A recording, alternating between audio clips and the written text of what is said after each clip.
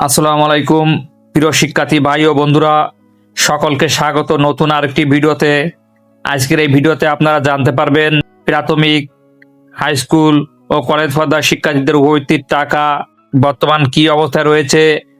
তো সে বিষয়ে থাকছে বিস্তারিত আলোচনা। ভিডিওটি আপনারা দেখতে থাকুন। আর আপনি আমার চ্যানেলে নতুন হলে অবশ্যই চ্যানেলটি সাবস্ক্রাইব করবেন। ষষ্ঠ থেকে দ্বাদশ শ্রেণী ও প্রাথমিক পর্যায়ের শিক্ষার্থীদের উপবৃত্তির টাকা বিতরণ শুরু হয়েছে। অর্থ প্রদানের প্রক্রিয়াটি সচল রয়েছে এবং মোবাইল ব্যাংকিং অ্যাকাউন্ট যেমন নগদ, বিকাশ, রকেটে টাকা জমা হতে শুরু করেছে। উপবৃত্তি ও টিউশন ফি বিতরণের সর্বশেষ আপডেট নিচে দেওয়া হলো।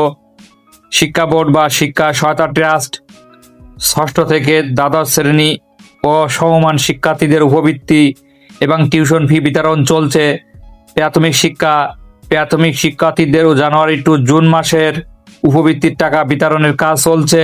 অধিকাংশ উপবৃত্তির টাকা বিতরণ করা হচ্ছে নগদ, বিকাশ, রকেট এবং অন্যান্য সরকারি অনুমোদিত মোবাইল ব্যাংকিং অ্যাকাউন্টের মাধ্যমে।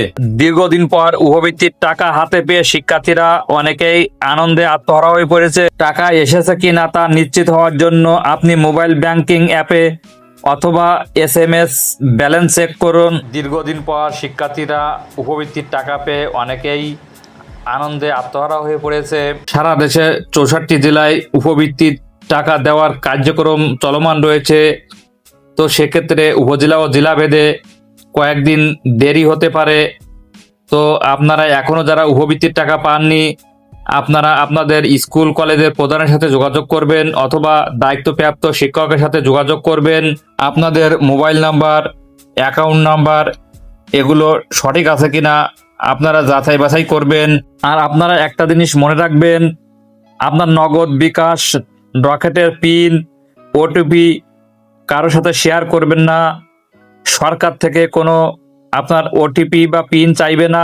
আজকের এই ভিডিওটি শিক্ষামূলক ও তথ্য দেওয়ার উদ্দেশ্যে তৈরি করা হয়েছে। তো ভিডিওটি যদি ভালো লাগে তাহলে লাইক, কমেন্ট, শেয়ার ও সাবস্ক্রাইব করে পাশে থাকবেন।